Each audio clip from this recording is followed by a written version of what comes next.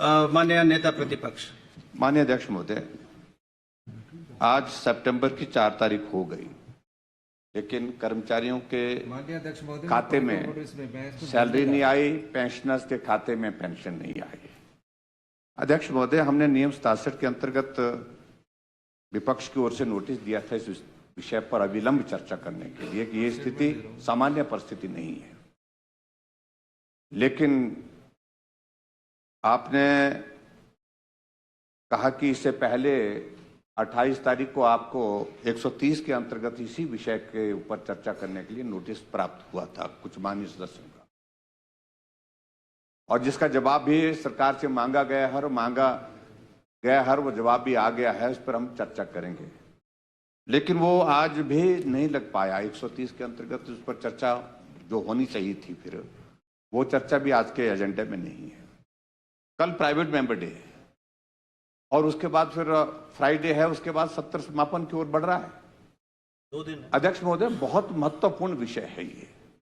हम तो आज भी सारे मामले को यही चाह रहे थे कि हम 67 में ही मांग करें, लेकिन फिर हमको लगा कि बहुत मुश्किल से हालात ऐसे बने हैं कि हम सारी चीजों को ठीक करने की दिशा में आगे बढ़े। अध्यक्ष महोदय, ये बहुत चिंता का विषय है पूरे हिमाचल प्रदेश के लिए।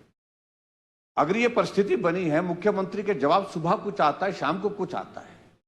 सुबह कहते हैं कि आर्थिक तंगी नहीं है, आर्थिक हालात ठीक हैं, बिल्कुल, और दोपहर को कह देते हैं माननीय मुख्यमंत्री जी के हिमाचल बहुत आर्थिक संकट के दौर में से गुजर रहा है। ये प्रदेश जानना चाहता है कि इस वास्तविकता क्या है। एक तरफ से मुख्यमंत्री कहते हैं कि 2027 तक हिमाचल पूरे देश का सबसे समृद्ध राज्य होगा। हम वो सारी चीजों को लेकर के जानना चाह रहे हैं आखिरकार। तो ये सैलरी अभी तक नहीं आ पाई, और सैलरी के साथ साथ में पेंशनर्स के खाते में पेंशन नहीं आ पाई। इस संदर्भ में सरकार अपना स्पष्टीकरण दे। क्या वित्तीय संकट इस कदर हो गया है कि नहीं देने की स्थिति में है, और नहीं देने की स्थिति में है तो भी बता दीजिए। अगर नहीं देना है तो कब तक नहीं दे पाएंगे, इन सारी चीजों का उल्लेख होना चाहिए। सब लोग क्योंकि कर्मचारी बहुत संकट के दौर में से गुजरा है। ईएमआई के मुताबिक उनको सारा अपना बजट प्लान किया होता है, उसमें बहुत बड़ी कठिनाई का सामना करना। यही स्थिति पेंशनर्स की है। इस सारी बात को लेकर के माननीय मुख्यमंत्री जी हंसते तो है, जवाब नहीं देते हैं।